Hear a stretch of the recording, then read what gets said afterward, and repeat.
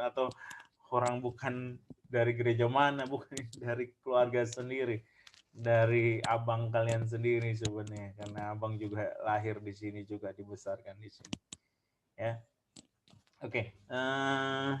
Suara abang jelas. Jadi tema hari ini adalah bagaimana kita belajar tentang satu kebenaran firman Tuhan itu mengenai manusia rohani ya.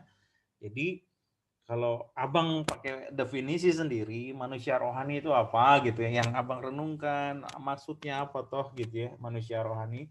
Manusia rohani adalah manusianya Tuhan sendiri karena yang dari Tuhan. Tapi abang lebih menekankan dia hidup dengan filosofi, cara pandang, nilai-nilai, pengertian yang daripada Tuhan, yang rohani, ya. Visinya, cara hidup, nilai-nilainya, pengertian-pengertiannya itu rohani, artinya Bible based. Itu berdasarkan Alkitab gitu, ya. Berdasarkan kebenaran firman Tuhan. Jadi itu secara garis besarnya saja gitu ya.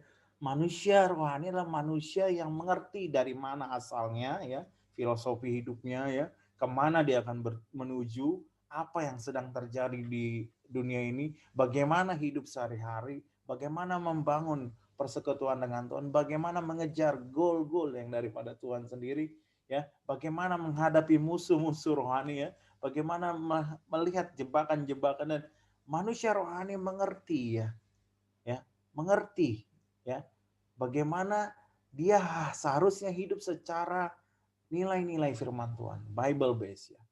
Ya. Kalau manusia rohani artinya sesuai dengan kebenaran rohaniah dari firman Tuhan ya. Ya. Eh, kita akan lihat secara pelan-pelan ya.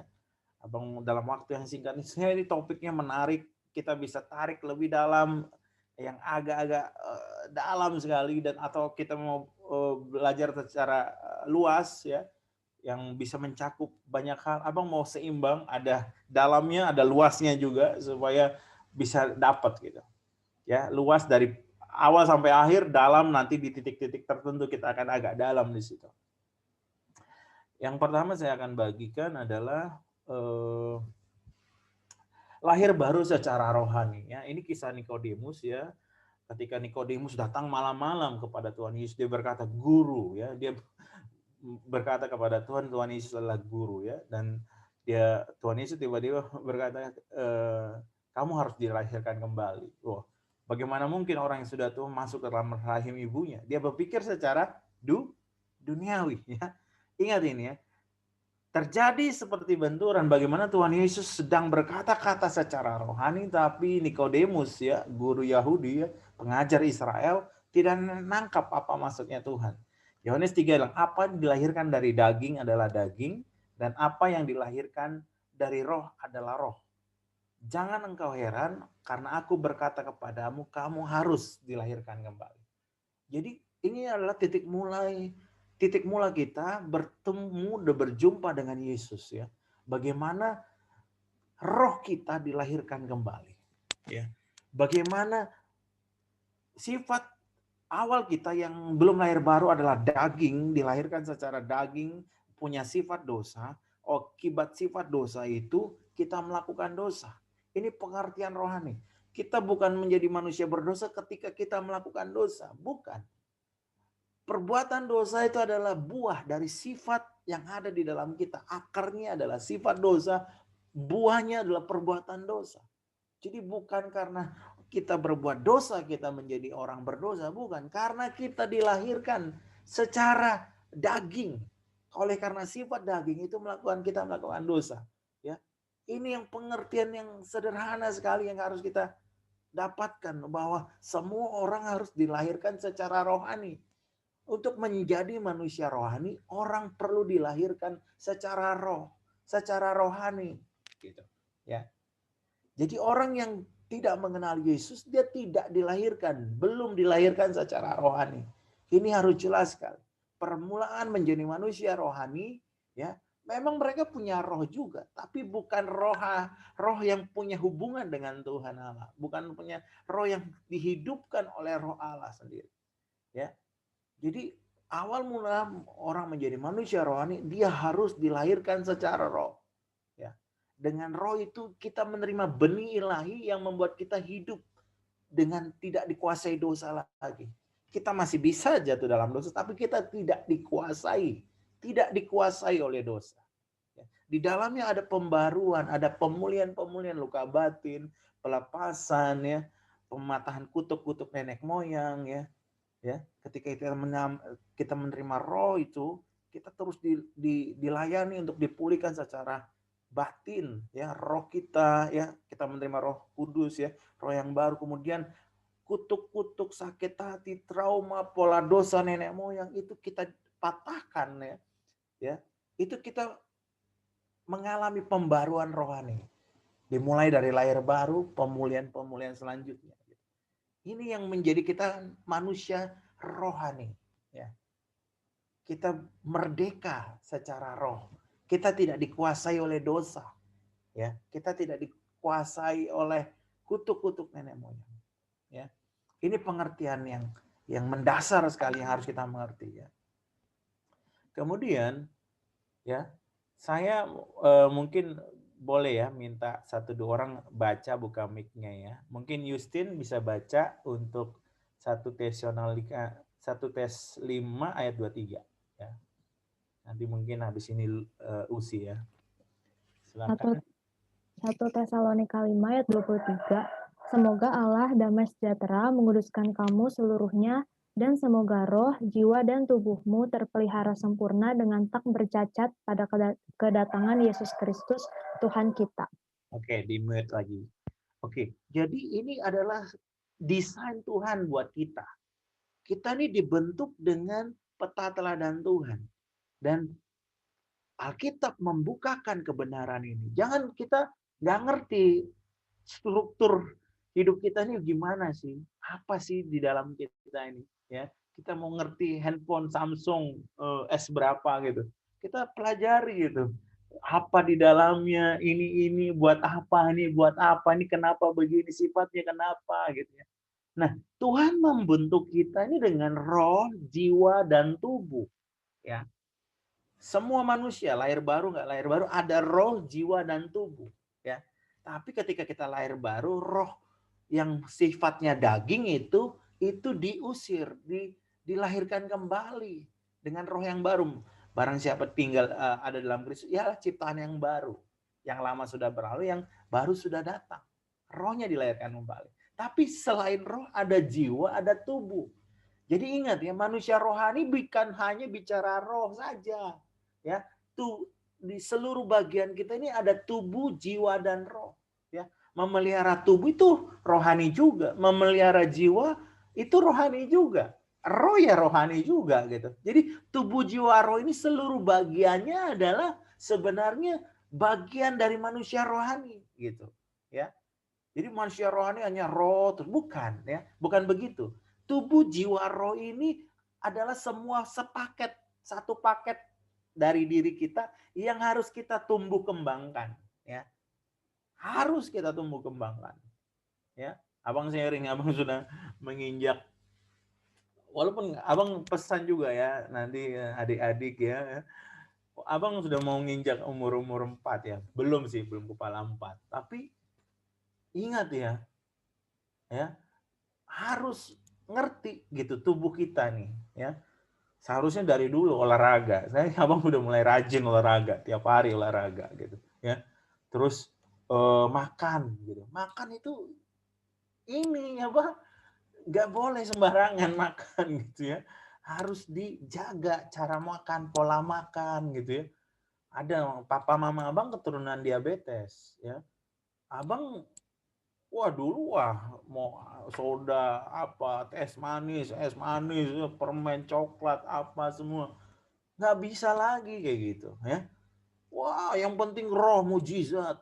Tuhan menyembuhkan saya. Iya, sembuh sih. Itu menjaga pola makan gitu ya. Jadi itu bagian, seluruhnya itu sepaket gitu ya. Tidur itu harus cukup gitu. Jangan kita tidur terus kita susah ingat. Nama kamu siapa ya? Nama kamu siapa ya? Aku lupa ya. Aduh. Karena kita sering begadang gitu, sarafnya tipis gitu, gampang konslet gitu, nggak ingat gitu.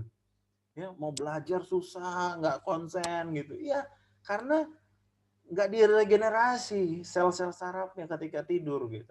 Ya, nah ini abang mau bagikan tubuh, jiwa, roh itu sebenarnya satu paket untuk kita jaga dan pelihara ya. Ya, roh dilahirkan kembali dengan persekutuan ibadah, membaca firman Tuhan, menyembah Tuhan. Jiwa, pikiran, perasaan, kehendak kita, ya itu kita bisa dengan bergaul dengan orang-orang yang positif, membaca buku-buku, menonton tontonan yang baik, ya menyanyi termasuk menyegarkan jiwa, ya terus juga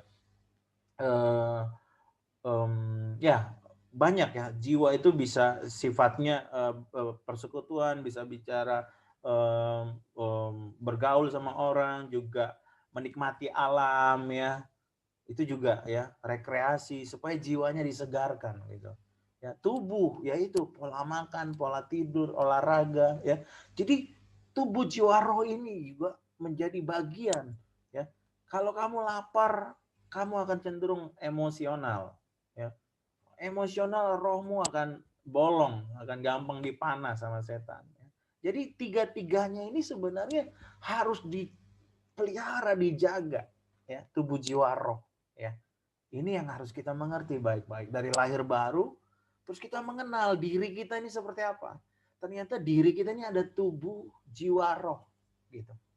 Ya, tubuh, jiwa, roh. Ya, abang sekarang mulai jaga banget ya, bagaimana makan, tidur, ya olahraga. Ya, abang mau umur panjang dan berbuah bagi kerajaan sorga.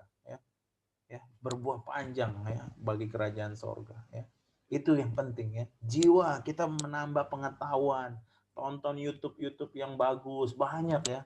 YouTube itu blessing banget ya. Abang belajar banyak sejarah Israel, sejarah ini, sejarah itu.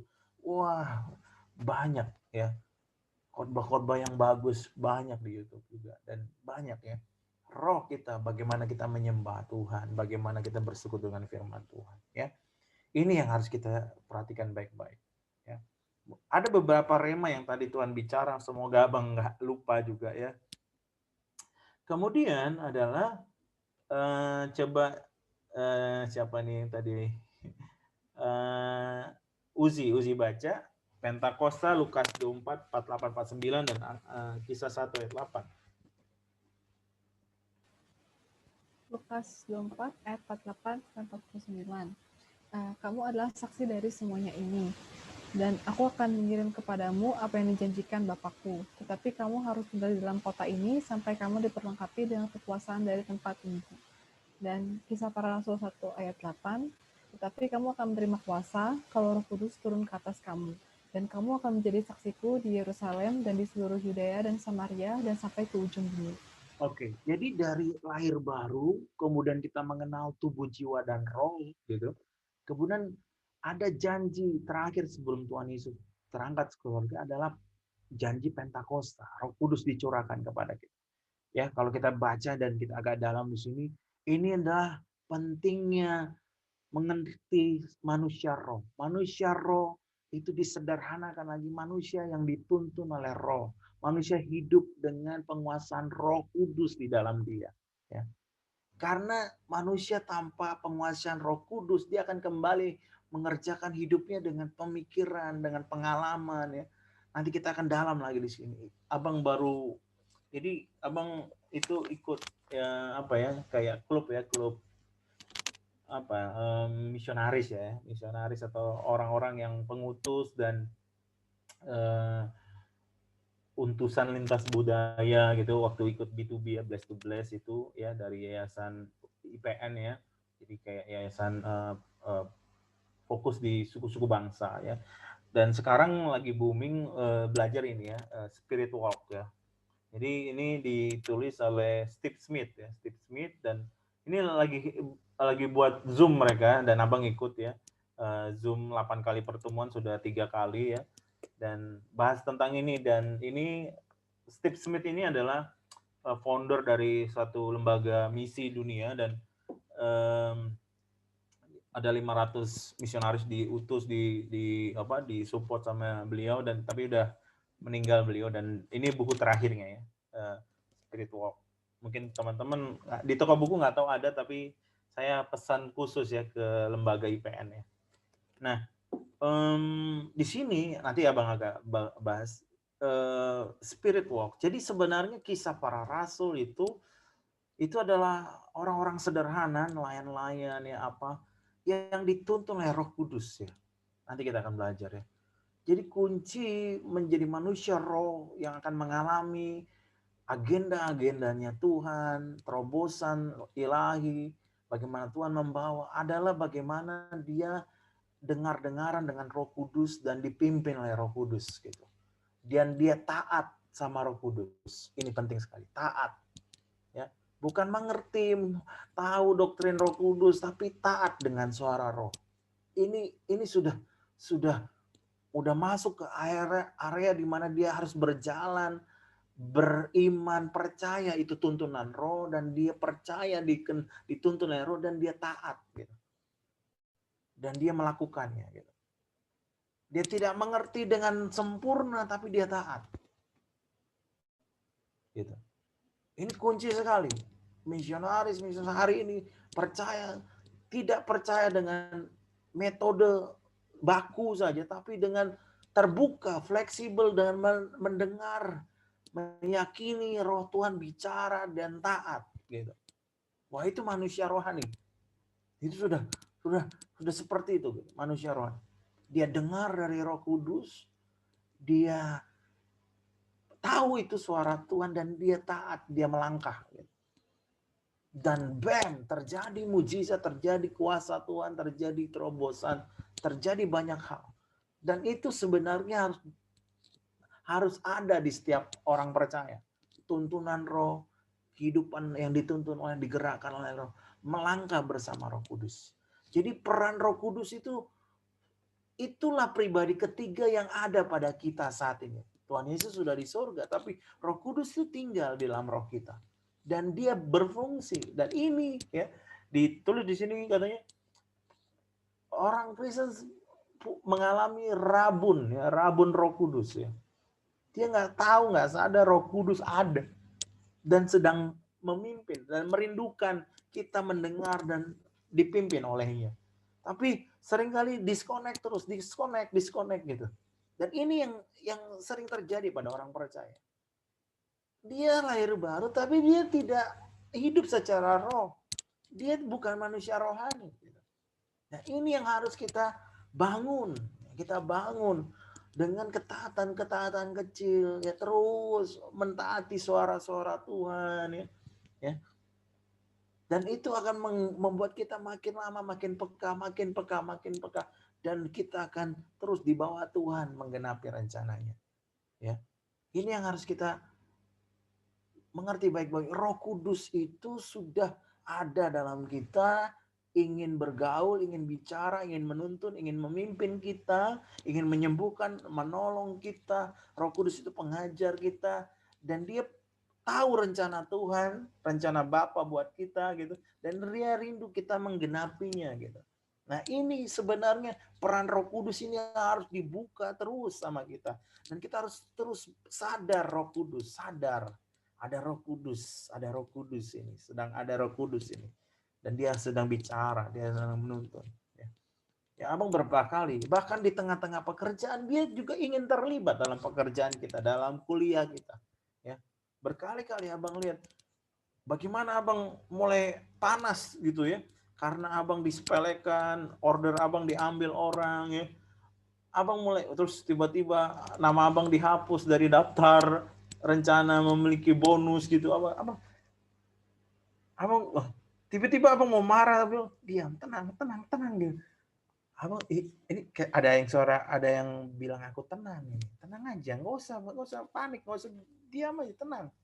Abang tenang, tiba-tiba pembelaan Tuhan datang, ya.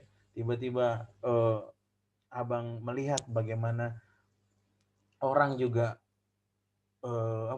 istilahnya saling berargumen dan mulai mencari bagaimana menyelesaikan, dan abang diminta pendapatnya dan abang mengasih pendapat yang benar ya. Ya. Pada saat itu ada abang dapat proyek, dan salah satu proyek itu harus orang pergi ke Cina ya untuk melihat pekerjaan itu gitu. Dan waktu itu abang mau dihapus dari orang yang berangkat ke Cina gitu ya. Abang bilang, aduh nggak jadi deh. Tapi tenang aja ya, berkatmu nggak akan kemana ya, percaya sama Tuhan. Dan abang dilihat bos tenang, akhirnya semuanya itu ya akhirnya abang yang berangkat gitu. Abang lihat Roh Kudus juga bicara di tengah-tengah kerjaan gitu. Roh Kudus bicara juga di tengah-tengah perkuliahan gitu, keluarga gitu ya. Manusia rohani itu begitu, dia dengar-dengaran dengan Roh Kudus dan dia taat dengan Roh Kudus. Taat itu penting sekali. Ketaatan demi ketaatan yang kita bangun itu akan membawa kita terus mengalami Tuhan dan terus mengalami Tuhan. Ya. Nah ini yang sebenarnya yang abang maksudkan. Silakan satu lagi siapa ya baca ya. Tadi MC-nya siapa? Aurel ya, bolehlah Aurel. Lukas 1 ayat 80, adapun anak itu bertambah besar dan makin kuat rohnya, dan ia tinggal di padang gurun sampai kepada hari ia harus menampakkan diri kepada Israel. Ini Yohanes Pembaptis. Dan Lukas 2 ayat 52, dan Yesus makin bertambah besar dan bertambah hikmatnya dan besarnya dan makin dikasihi oleh Allah dan manusia. Ya, ini kembali lagi abang pengen sampaikan bahwa bertumbuh secara rohani itu penting sekali ya. Penting sekali ya. Kita bisa lahir baru, tapi pertumbuhan itu tidak otomatis ya. Pertumbuhan itu tidak otomatis. Pertumbuhan itu diusahakan ya. Diselamatkan itu kasih karunia ya, tapi bertumbuh itu ada usaha kita ya. Ada usaha kita ya, ada peran kita, walaupun itu tetap kasih karunia Tuhan untuk kita bisa terlibat dalam peran kita ya. Tapi ketika kesempatan tuh diberikan, kita ambil ya, untuk baca firman, untuk menyembah, untuk persekutuan roh ya. Ya, ingat ini ya, kita harus makin kuat rohnya dan bertambah hikmatnya. Artinya apa? Kita secara roh itu kita makin lama makin kuat, makin teguh iman kita ya. Bertambah hikmatnya artinya kita makin mengerti maksud Tuhan ya. Makin tahu rencana Tuhan, makin mengerti Alkitab kita isinya apa ya. Abang nanti akan mau bagikan ya. Jadi kita perlu tahu loh Alkitab kita ini dari awal sampai akhir ya. Harus ya. Abang sarankan ya, memohon ya, sebelum kamu lulus ya, baca ini dari Kejadian sampai Wahyu ya. Minimal sekali ya, baca dengan hati yang terbuka ya. Aduh, abang bilang itu berkatnya luar biasa sekali ya. Kalau kita bisa mengerti, memahami Alkitab ini dengan baik ya, dari awal sampai akhir ya. Abang jujur aja ya, abang mengerti dengan komprehensif ya, dari awal sampai akhir ya. Bagaimana kerajaan itu terpecah, Yehuda dan Israel, bagaimana itu Yesaya, Yeremia, Daniel ya, bagaimana hidup di zaman yang kurang lebih sama, Esther itu ya, kemudian bagaimana ada 300 sampai 400 nubuat tentang Yesus itu digenapi di perjanjian baru, bahkan di sejarah Israel. Wah, itu luar biasa kali ya. Abang berdegup jantung abang kalau melihat nubuatan itu luar biasa digenapi di perjanjian baru ya. Dan fakta terakhir ya, tahun berapa ya, sekitar tahun 60-an ya kalau nggak salah, itu ditemukannya gulungan kitab laut mati ya, gulungan Qumran, dan usianya itu 300 sampai 100 tahun sebelum Yesus lahir, dan ternyata isinya sama persis 99,9% ya, sama persis. Kalau ada yang tidak sama karena dia robek ya, karena dia bolong robek ya. Dan aduh, Alkitabmu palsu mananya? Perjanjian lama itu ditemukan 100 tahun sebelum Yesus lahir gitu. Gimana mau palsu? Orang kekristenan belum ada, itu kitab sudah ada gitu. Loh, perjanjian baru menggenapi apa yang tertulis di perjanjian lama. Yesus lahir di Bethlehem dari seorang perawan ya, dipanggil dari Nazaret, orang Nazaret dipanggil dari Mesir ya, terus melakukan mukjizat ya. Wah, dia masuk kota dengan di atas keledai ya.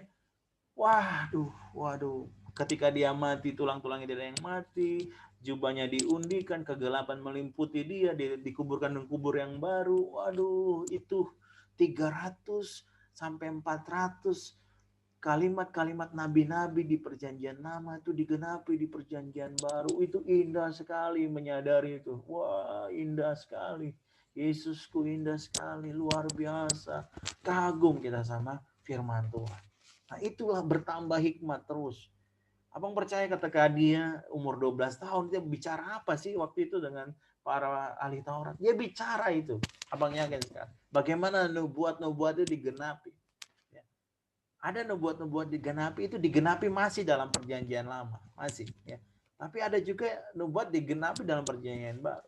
Bahkan setelah kisah para rasul. Zaman-zaman ketika Israel terus ya. Merdeka dan seterusnya. Ya.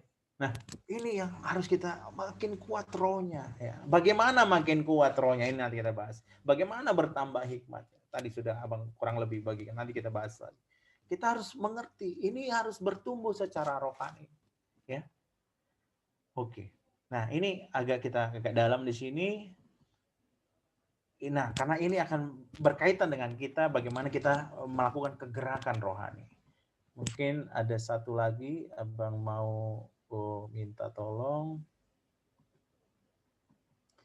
Siapa nih? Tadi adik Awin ya, mungkin Awin. Iya. Di slide-nya bisa baca deh. Ya. Yohanes 3 ayat 8. Angin bertiup kemana ia mau, dan engkau mendengar bunyinya. Tetapi engkau tidak tahu dari mana ia datang atau kemana ia pergi. Demikianlah halnya dengan tiap-tiap orang yang lahir dari roh. Oke, ya. Ini yang kurang lebih dibahas dalam buku itu ya, Spirit Walk. Angin bertiup kemana ia mau, dan engkau mendengar bunyinya. Tetapi engkau tidak tahu dari mana ia datang atau kemana ia pergi. Demikianlah halnya dengan tiap-tiap orang yang lahir dari roh. Jadi ini bicara tentang orang. Nah, demikianlah halnya dengan tiap-tiap orang yang lahir dari roh. Siapa yang lahir dari roh? Kita. Ya. Tapi ini ingat, angin bertiup kemana ia mau, engkau mendengar bunyinya. Jadi dia mendengar bunyinya. Ya. Engkau mendengar bunyi, tetapi engkau tidak tahu dari mana ia datang, kemana ia pergi. Ya, kita dengar roh Tuhan bicara, tapi kita nggak tahu, kita nggak ngerti dengan penuh. Ya, apa kemana gitu ya. Seperti itu orang yang lahir dari roh, dipimpin oleh roh. Ya. Seperti itu penyerahan total kepada Roh Kudus di dalam kita. Penyerahan total untuk mentaati soal roh sebelum kita mengerti dengan sempurna gitu. Tapi kita mau taat gitu. Wah, ini manusia roh, dipimpin oleh roh untuk bekerja dalam roh, berkata-kata secara roh, berpikir secara roh ya. Bertindak berlaku secara roh. Karena inilah demikian halnya tiap-tiap orang yang lahir dari roh. Oke. Kita teruskan ya. Siapa lagi yang bisa baca? Bantu abang. Fieri Wijaya. Iya bang. Silakan, ada di slide. Kisah Kelima ayat ya bang. Ya. Kisah Rasul 16 ayat 6 sampai 10. Hidup dipimpin oleh roh. Mereka melintasi tanah Frigia dan tanah Galatia karena Roh Kudus mencegah mereka untuk memberitakan Injil di Asia. Dan setibanya di Misia, mereka mencoba masuk ke daerah Bitinia, tetapi Roh Yesus tidak mengizinkan mereka. Setelah melintasi Misia, mereka sampai di Troas. Pada malam harinya, tampaklah oleh Paulus suatu penglihatan. Ada seorang Makedonia berdiri di situ dan berseru kepadanya. Katanya, menyeberanglah kemari dan tolonglah kami. Setelah Paulus melihat penglihatan itu, segeralah kami mencari kesempatan untuk berangkat ke Makedonia. Karena dari penglihatan itu, kami menarik kesimpulan bahwa Allah telah memanggil kami untuk memberitakan Injil kepada orang-orang di sana. Ingat ya, mereka ya di dalamnya itu ada Paulus ya, melintasi tanah Frigia, tanah Galatia, ya, daerah Turki sekarang. Karena Roh Kudus mencegah mereka untuk memberitakan Injil di Asia. Roh Kudus mencegah, belum saatnya, belum waktunya. Akan berbahaya buat kamu. Roh Kudus mencegah. Gimana caranya? Apa tiba-tiba Roh Kudus tampak, Roh Kudus bicara? Bisa jadi, ya. Tapi firman mengatakan Roh Kudus mencegah mereka. Mereka bisa mendapatkan pesan Roh Kudus, mereka dicegah. Jangan ke sana. Ya. Ini terjadi dalam kisah para rasul. Dan setibanya di Misia, jadi mereka tidak masuk ke tanah sana, ya. Mereka terus masuk ke Misia dan mencoba masuk ke daerah Bitinia, tetapi Roh Yesus ini lain lagi. Ada Roh Kudus, ada Roh Yesus, beda, ya, Tritunggal. Ada Roh Kudus, Bapa dan Tuhan Yesus. Ini Roh Yesus. Roh Yesus tidak mengizinkan mereka. Pribadi kedua, ya, pribadi ketiga Roh Kudus, pribadi kedua tidak mengizinkan mereka lagi, ya. Setelah melintasi Misia, dilintasi, ya, tidak dimasuki. Mereka tiba di Troas. Penglihatan lagi, ya. Penglihatan, ini ada karunia penglihatan. Dan apa? Ada Makedonia bilang, menyeberanglah kemari. Ini siapa? Ini Roh Kudus juga, Roh Kudus. Dan ketika mereka sudah melihat itu, mereka mencari kesempatan ke Makedonia, mereka menarik kesimpulan. Ini sudah daerah pikiran sekarang, pikiran, daerah jiwa, ya. Ya, daerah menarik kesimpulan bahwa Allah memanggil kami untuk memberitakan Injil ke orang-orang di sana. Jadi pimpinan Roh dulu, baru mereka mengerti, mereka mengolah, mereka mengerti Allah memanggil kita. Mereka menyimpulkan. Jadi orang yang dipimpin oleh Roh itu akan seperti itu kontroversinya. Belum bisa mengerti secara sempurna, tapi mereka taat saja dulu, taat saja, ya. Terus mau dipimpin oleh Roh, dan akhirnya Tuhan mengajar juga, mereka bisa menyimpulkan bahwa Injil akan disampaikan orang-orang di sana, ya. Jadi ini sebenarnya manusia rohani itu dia terus connect dengan pimpinan Roh Kudus, ya. Baik dalam suara hati dia, suara Roh di hati dia, atau penglihatan, atau karunia-karunia Roh, ya, atau rema-rema ketika dia membaca firman, ya. Jadi ini sebenarnya bagaimana Tuhan membimbing kita, ya. Oke. Masuk selanjutnya, Abang bacakan saja ini penggenapan nubuatan. Jadi apa sih sebenarnya manusia rohani dan bagaimana sih sebenarnya dengan hidup ini, ya. Ingat, ya, hidup ini hanya mengikuti rencana-rencana Tuhan, bukan rencana kita, ya. Dan apa sih rencana Tuhan? Penggenapan nubuatan, ya. Jadi bukan karirmu akan semakin diberkati, itu sampingan, ya. Tapi janji-janji Bapa, rencana-rencana Tuhan, nubuat-nubuat di firman Tuhan, itu yang akan digenapi. Itu akan yang digenapi, ya. Dan yang akan terus, ya, itu akan digenapi seperti yang tertulis dalam kitab suci, ya. Jadi ini tentang Yesus, ya. Bagaimana dia digenapi, ya, dari lahirnya, suku Yehuda, dari keluarga Daud, lahir di Bethlehem, terus bahkan ini ketika di Daniel 9 ayat 26-27 itu sampai sejarah menuliskan persis seperti apa yang Daniel nubuatkan, gitu, ya. Ya, bagaimana ini 33, ya, 33 janji-janji tentang Yesus digenapi di Perjanjian Baru dan di sejarah Israel ketika bait suci yang kedua dihancurkan di tahun 70, ya, setelah Yesus naik ke sorga, ya. Nah, ini luar biasa, ya. Jadi manusia rohani adalah manusia yang bisa mengerti, ya, penggenapan nubuatan, ya. Bagaimana Yesus itu, siapa Yesus itu dalam hidupnya, ya. Ya, dan itu penting sekali, ya, manusia rohani yang punya tujuan tentang Yesus Kristus dalam hidupnya, ya.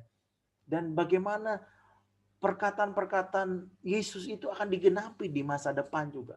Akan ada guru-guru palsu, gempa bumi, perang, ya. Ya. Ada antikris dan segala macam yang tidak ada peran kita. Tetapi ada yang menjadi peran kita, yaitu ada Injil kerajaan Allah akan sampai ke semua bangsa. Baru tiba kesudahannya, ya. Jadi itu akan digenapi. Ya, digenapi. Wah, luar biasa itu. Ya. Wah, gitu. Semua perkataan-perkataan firman ini ya, itu digenapi. Waduh, gitu. Itu mengerikan sekarang. Abang melihat firman itu semakin mengerikan gitu. Takut, gentar terhadap firman Tuhan. Ya, kita tidak bisa menganggap sepele firman Tuhan. Ya, itu luar biasa sekali. Ya. Nah, bagaimana bertumbuh secara roh? Ya, menghargai doa. Ya, menghargai doa bisa baca Oppo A9 nih, kira-kira siapa nih? Oppo A9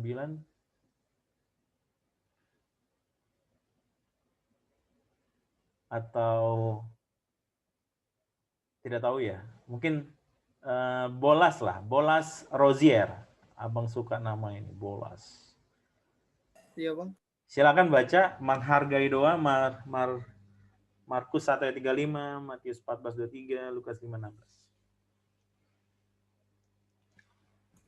Markus 1 ayat 35. Pagi-pagi benar, waktu hari masih gelap, ia bangun dan pergi keluar. Ia pergi ke tempat yang sunyi dan berdoa di sana. Matius 14 ayat 23. Dan setelah orang banyak itu disuruhnya pulang, Yesus naik ke atas bukit untuk berdoa seorang diri. Ketika hari sudah malam, ia sendirian di situ.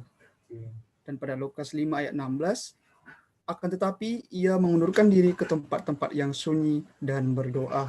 Ya, jadi bagaimana menjadi manusia rohani ya. Jadi banyak pengertian hukum-hukum rohani, nilai-nilai rohani yang menjadi bagian dari manusia rohani. Ini salah satunya ya, menghargai doa. Ya. Orang menjadi manusia rohani, orang itu harus menghargai doa. Menghargai doa, aduh ya ini abang pengen masuk ini di hati kita, menghargai doa. Ya. Jangan anggap sepele doa, jangan biasa meninggalkan rumah tanpa doa. Ya. Jangan mengerjakan ujian tanpa berdoa. Ya.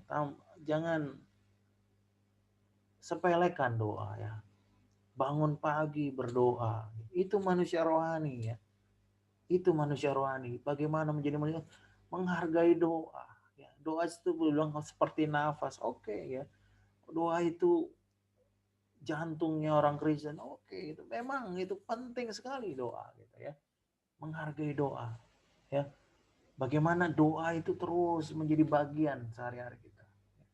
Abang berkali-kali ya melihat, waduh, doa itu bisa mengubahkan situasi dalam sekejap, gitu, sekejap, ya tiba-tiba berubah karena doa, gitu, ya. Bisa, gitu, ya. Doa juga meneguhkan, bisa menolong kita, menolong orang lain, ya. Wah, gitu ya. Tuhan Yesus meneladankan, ya pagi-pagi benar, waktu hari masih genap. Ia bangun pergi keluar.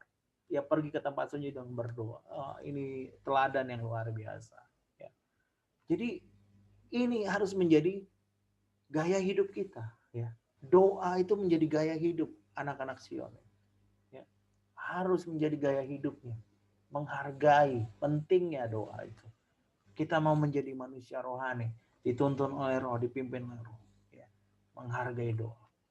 Ya, pagi-pagi kita harus berdoa. Ya. Sebelum kita tidur kita berdoa. Gitu ya. Ini akan terus membuat kepekaan-kepekaan dalam rohani kita. Ya. Ini penting sekali. Ya. Kita akan diberkati, menerima kekuatan Roh, menerima rema, menerima suara Tuhan, menerima didikan Tuhan di dalam doa-doa kita juga. Ya. Doa menolong kita untuk mengenal Tuhan juga. Ya. Ini Tuhan Yesus tuh, ya. Firman yang jadi manusia itu berdoa, gitu. Berdoa kepada Bapa. Dia meneladankan bagaimana manusia rohani itu seharusnya hidup, bagaimana menghargai doa. Ya. Kemudian abang sambil kenalan juga ya. Regi, siapa nih Regi? Mungkin boleh Regi? Ya Bang, kenapa? Ya, itu 2 Titus 3 ayat 16 dan 17. Oke.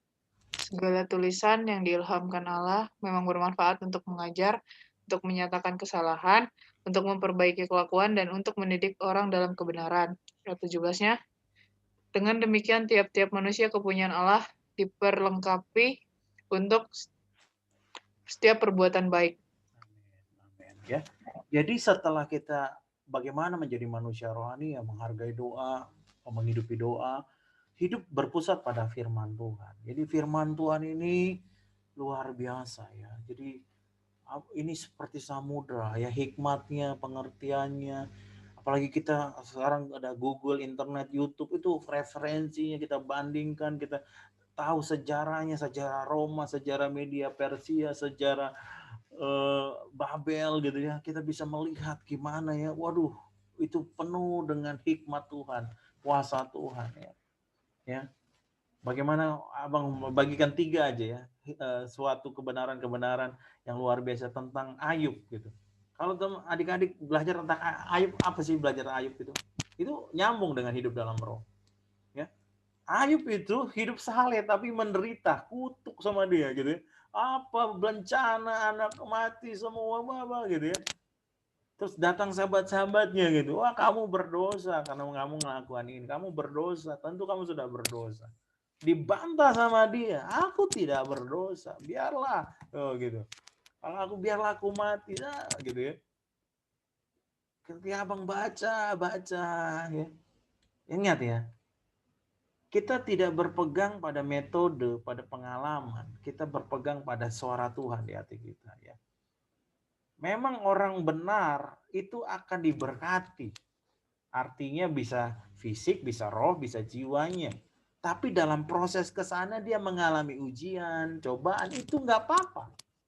Orang benar diuji, orang benar mengalami kemalangan, tidak apa-apa ya. Ya.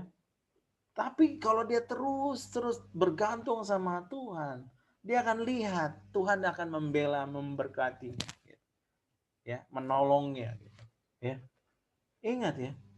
Jadi ketika kita dalam Tuhan, kita itu mau senang, mau nggak senang, kita terus menjadi orangnya Tuhan, menjadi taat sama Tuhan. Ya, ya, melihat tantangan tetap hidup dalam Tuhan, tetap bergantung sama Tuhan. Hidup susah tetap bergantung sama Tuhan, gitu. Ya, bukan wah hidup dengan Tuhan diberkati. Itu akan sebelah gitu. Tapi kalau kita mengerti bahwa dalam perjalanan ini kita akan diuji dengan cobaan supaya kita mengalami kekayaan hikmat Tuhan, firman Tuhan, kesabaran, keteguhan, ketegaran, hidup jujur, ya, hidup yang benar di hadapan Tuhan, kesucian hidup. Itu akan membuat kita mengerti kekayaan sesungguhnya itu bukan fisik, ya, bukan fisik saja, tapi yang inti ada secara roh, dan itu akan termanifestasi sebenarnya. Ya. Jangan dibalik ya.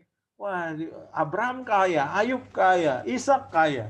Benar, tapi dia dapatkan dengan pergaulan, kebenaran, hidup yang benar di hadapan Tuhan.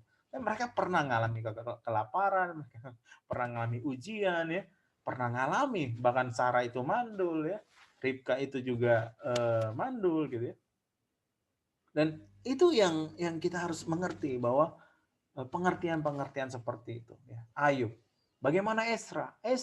Dia tahu bait Allah mau dibangun, tetapi apa? Ada fitnah, ada tantangan. Wah, rencana Tuhan kok begini banget ya?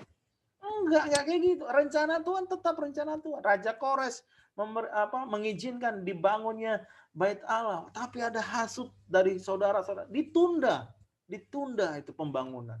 Padahal itu rencana Tuhan. Kok begini banget ya, susah banget ikut Tuhan.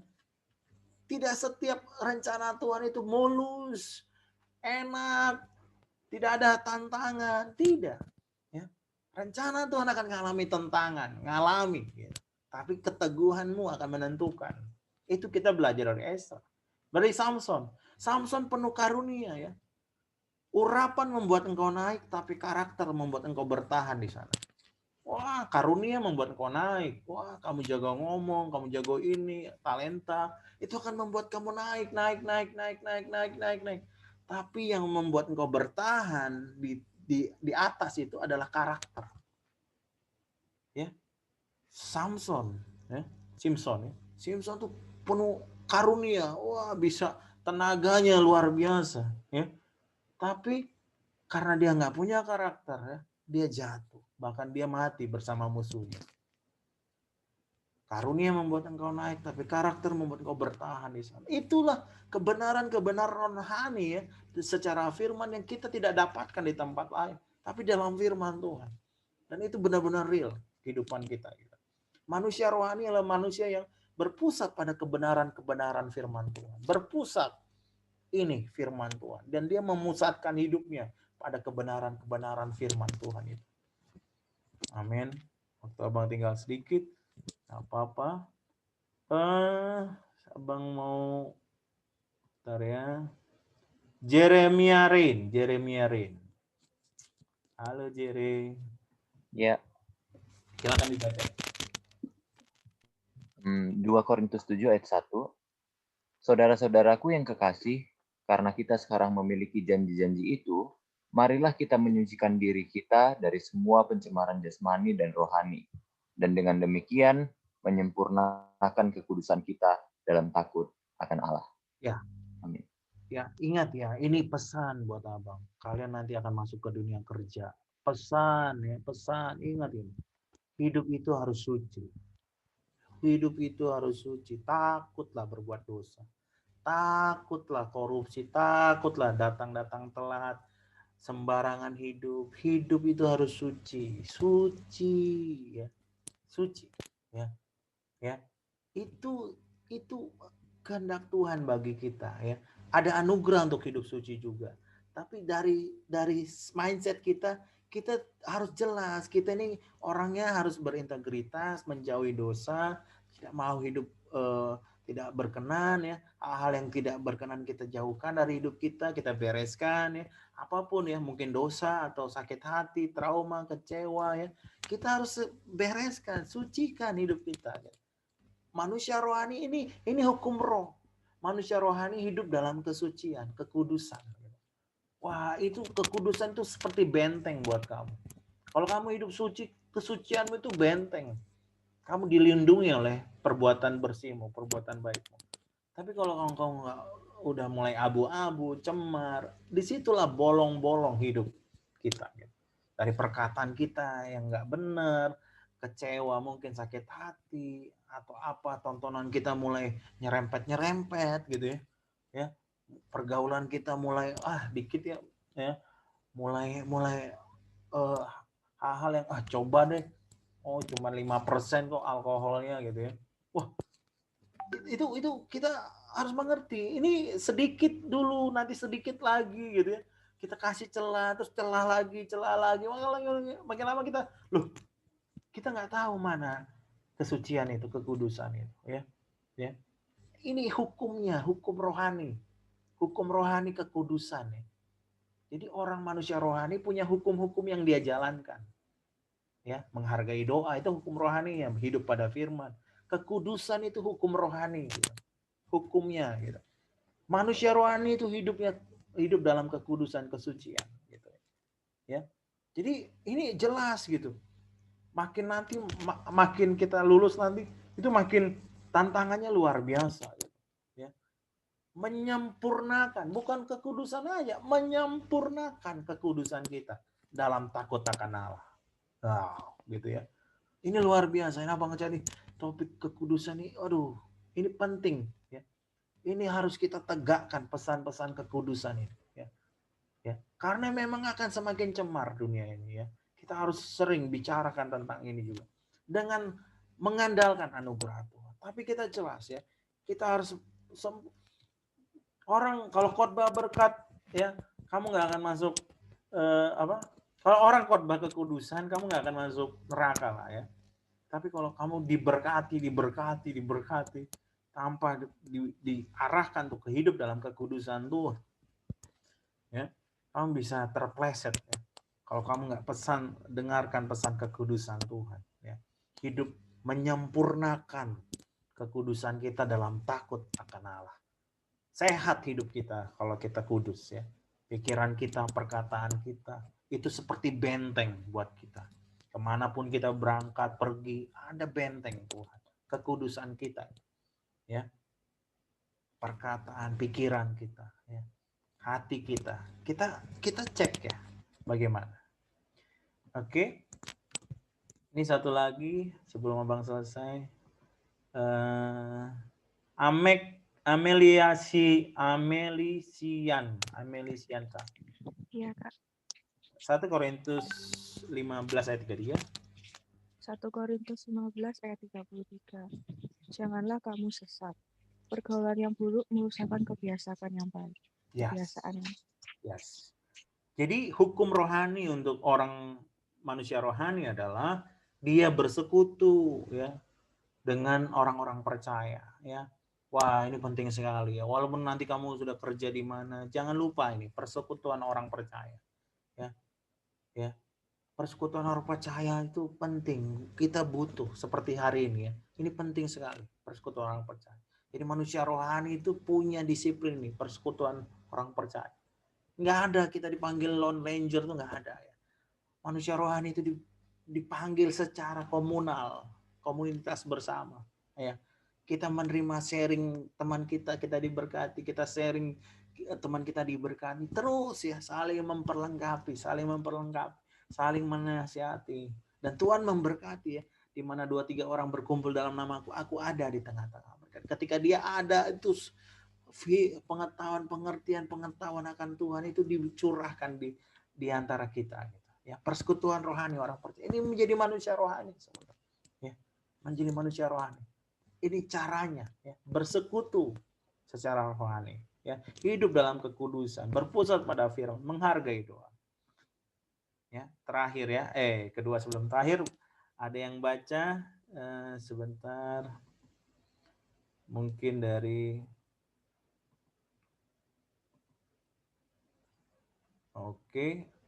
Oppo 9 ini 15117 siapa ya? Mika boleh? 15117. Oke Bang, saya Bang. Oke, sebentar. Ya, silakan. Bang Iman. Kisah Rasul 14 ayat 8 sampai 10. Di Listra ada seorang yang duduk saja karena lemah kakinya dan lumpuh sejak ia dilahirkan dan belum pernah dapat berjalan. Ia duduk mendengarkan ketika Paulus berbicara. Dan Paulus menatap dia dan melihat bahwa ia beriman dan dapat disembuhkan. Lalu kata Paulus dengan suara nyaring, berdirilah tegak di atas kakimu, dan orang itu melonjak berdiri, lalu berjalan kian kemari. Oke, puji Tuhan. Jadi kita kalau baca firman ini, kita akan lihat bahwa ini sebenarnya kondisinya sudah mustahil ya. Karena lemah kakinya, lumpuh sejak ia dilahirkan, dan belum pernah berjalan. 3 kondisi. Lemah kakinya, lumpuh sejak lahir, belum pernah berjalan. Dan ini anehnya, ini aneh sekali. Ya. Paulus menatap dia dan melihat bahwa ia beriman. Teman-teman bisa nggak lihat iman Bang Riki? Bisa lihat nggak? Oh, ini warna biru imannya. Nggak bisa. Kalau dari mata jasmani ya. Ini Paulus tidak melihat secara jasmani. Dia melihat secara rohani. Ia beriman. Gitu. Ya. Jadi ada namanya pandangan rohani. Pandangan rohani. Menatap dia dan ia melihat ia beriman dan dapat. Kok bisa? Lihatnya dari mana toh Pak Paulus gitu ya? Lihatnya dari mana? Ya, ini pandangan rohani. Ia beriman dan dapat disembuhkan. Ya. Ini Paulus sudah membangun hidupnya dan dia bisa mengenali mana yang beriman. Berdirilah tegak di atas kakimu, melonjak, lalu dia melonjak dan berdiri. Ini terjadi dalam hidup Abang ya tahun 2014 ya. Ibu ini sudah 3 tahun lumpuh, tidak bisa berjalan, hanya tidur di tempat tidurnya ya.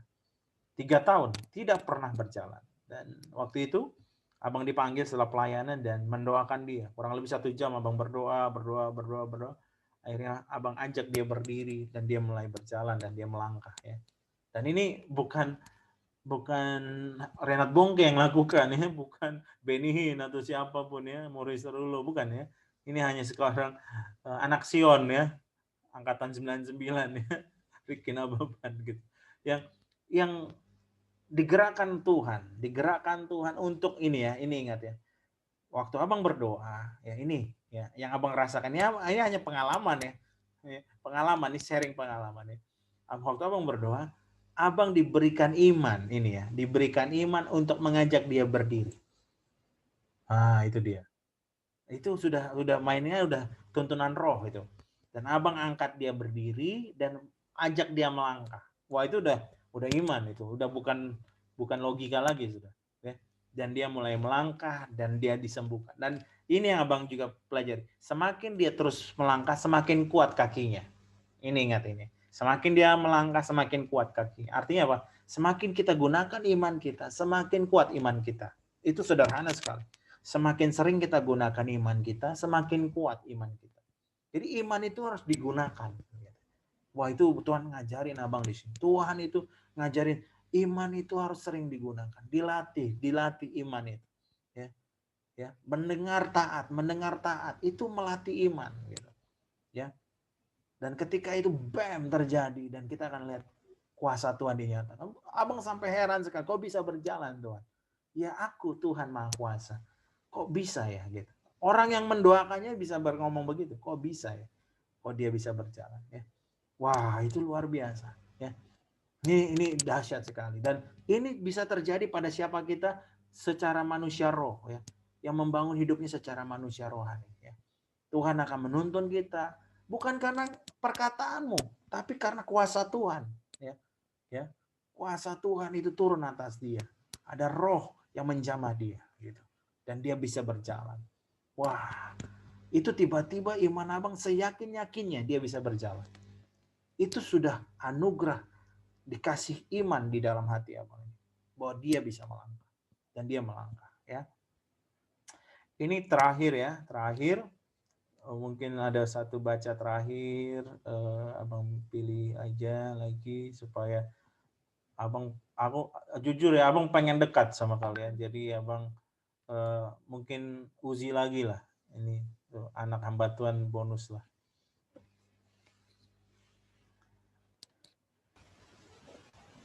Ayat 2 Korintus 4 ayat 17-18. Sebab penderitaan ringan yang sekarang ini mengerjakan bagi kami kemuliaan kekal yang melebihi segala-galanya, jauh lebih besar daripada penderitaan kami. Sebab kami tidak memperhatikan yang kelihatan, melainkan yang tak kelihatan. Karena yang kelihatan adalah sementara, sedangkan yang tak kelihatan adalah kekal. Yes. Ya, ini abang ziarah ke makam orang tua abang, papa mama abang sudah tiada. Nanti kita juga ya, kita akan, kalau nggak dipanggil Tuhan, kita akan dikubur ya. Dan hidup kita di bumi akan selesai. Dan apa yang kita sedang kerjakan ya. Ya, surga adalah tempat kita setelah itu, karena itu janji Tuhan. Tapi apa yang kita sedang kerjakan ini akan membawa kita seperti apa nanti di surga. Baik itu mungkin kita akan ditempatkan Tuhan seperti apa, dan tugas-tugas kita nanti seperti apa di sana. Tapi akan jelas ya, buah, upah, rumah, mahkota kita ya. Ada buah, ada upah, ada harta, ada mahkota, ada rumah ya. Itu akan menjadi nyata semua pekerjaan kita kelak nanti ya. Jadi kita akan menderita kalau kita mengerjakan kehendak Allah, kita akan menderita ya. Tapi katanya mengerjakan kemuliaan kekal ya, yang melebihi segala-galanya, jauh lebih besar. Jadi ada kemuliaan yang melebihi segala-galanya. Dan itu jauh lebih besar dari penderitaan. Ya, jauh lebih besar dari penderitaan. Ya. Karena kami memperhatikan yang tidak kelihatan, kami tidak memperhatikan yang kelihatan tetapi yang tidak kelihatan, karena yang kelihatan adalah sementara, yang tidak kelihatan adalah kekal. Ya. Jadi mari kerjakan kegerakan Allah. Apa yang sedang terjadi? Sederhana. Injil akan diberitakan ke semua bangsa, baru tiba kesudahannya. Melalui apa? Melalui pemuridan. Pemuridan adalah cara menyelesaikan Injil sampai selesai, sampai ke semua bangsa. Pemuridan. Dan ini akan didukung oleh sorga. Gitu. Jadi kita mengerjakan ini, kita didukung oleh sorga. Ini akan digenapi. Dan roh Tuhan akan menuntun kita ya, untuk mengerjakan seperti yang Tuhan mau. Ingat ya, mengerjakan seperti yang Tuhan mau. Ini intinya dari hidup oleh roh. Abang kembali lagi ke sini ya. Selesai ini ya. Ini intinya ya. hidup dipimpin oleh roh. Angin bertiup kemana ia mau, engkau mendengar bunyinya. Tetapi engkau tidak tahu dari mana ia datang, kemana ia pergi. Demikiannya halnya dengan tiap-tiap orang yang lahir dari roh. Seperti angin itu. Dia tidak tahu kemana, bagaimana gitu. Tapi dia mendengar bunyinya. Engkau mendengar bunyinya. Engkau mendengar suaranya. Ya, manusia rohani itu mendengar suara Roh Kudus dalam dia. Dan mereka taat. Ya. Iman itu berperan. Kebiasaan berdoa kita, hidup dengan firman, hidup dengan kesucian, itu akan membangun manusia rohani kita. Ya. Rohmu akan terus kuat, menjadi kuat kalau engkau membangun dalam doa, hidup dengan bergaul dengan firman, dengan persekutuan orang percaya, hidup dalam kesucian, engkau mengerjakan visi sorgawi, Injil sampai ke semua bangsa. Ini adalah manusia sorgawi. Ini adalah manusia rohani. Ya. Ini manusia rohani. Inilah kita, manusia rohani. Ya, bagaimana kita membangun diri kita, hidup kita. Ada roh di dalam kita, ada Roh Kudus dalam kita. Kita akan membawa kita menggenapi rencana Tuhan seperti Tuhan mau, bukan engkau mau, bukan bapakmu mau, bukan siapa mau, tapi seperti Tuhan mau, seperti Tuhan mau, seperti Tuhan mau. Penyerahan total, ketaatan total kepada suara roh di hati kita. Ya, akan memimpin kita. Ya, engkau mendengar bunyinya, engkau tidak tahu dari mana ia datang, kemana ia pergi. Demikian halnya dengan tiap-tiap orang yang lahir dari roh. Ya, kita mempercayai bagaimana pimpinan roh itu nyata dan ada. Nyata pimpinan roh itu dan ada dalam kita. Demikianlah manusia rohani itu hidup. Mari kita berdoa. Bapa di surga, terima kasih untuk firman Tuhan. Bagaimana manusia rohani ini Tuhan adalah kami sendiri Tuhan. Yang adalah orang-orang yang sudah menerima kematian, kebangkitan Tuhan dalam hidup kami. Tuhan meteraikan setiap firman. Kami percaya luar biasa Tuhan membentuk kami. Ada roh Tuhan di dalam kami. Roh Kudus itu yang bicara di hati kami. Tuhan yang membangkitkan kami, menolong kami, menuntun kami, memimpin kami Tuhan. Dan mengerjakan rencana Allah. Bukan rencana kami, rencana Allah dalam hidup kami. Kami serahkan hidup kami dalam kehendak-Mu, dalam pimpinan-Mu Tuhan. Tubuh jiwa roh kami, pikiran, perasaan, kehendak kami serahkan dalam kuasa-Mu Roh Kudus. Dalam pimpinan-Mu Roh Kudus. Semua pikiran, perasaan kami, semuanya Tuhan. Kami serahkan dalam kehendak-Mu Roh Kudus. Pimpinan-Mu Tuhan. Bicara Tuhan, pimpin kami anak-anak-Mu. Pimpin kami menjadi manusia roh, dituntun oleh roh, hidup dengan roh. Bertumbuh secara roh, punya visi rohani Tuhan. Visi surgawi. Menyelesaikan kehendak Tuhan dalam hidup kami. Kami berdoa meteraikan semua kebenaran firman-Mu. Dalam nama Yesus kami berdoa. Amin, amin.